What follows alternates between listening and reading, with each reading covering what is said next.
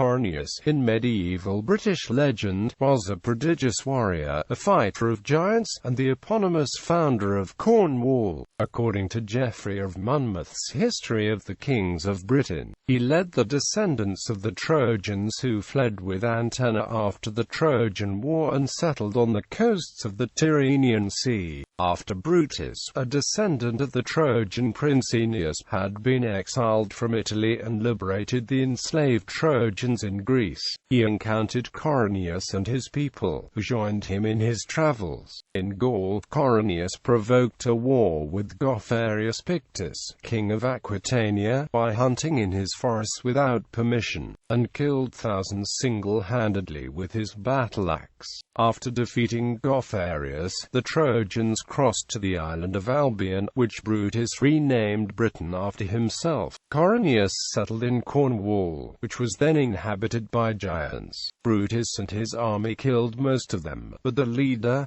Magog, was kept alive for a wrestling match with Corineus. The fight took place near Plymouth, and Corineus killed him by throwing him over a cliff. Corineus was the first of the legendary rulers of Cornwall. After Brutus died, the rest of Britain was divided between his three sons, Corineus, Camber and Actus.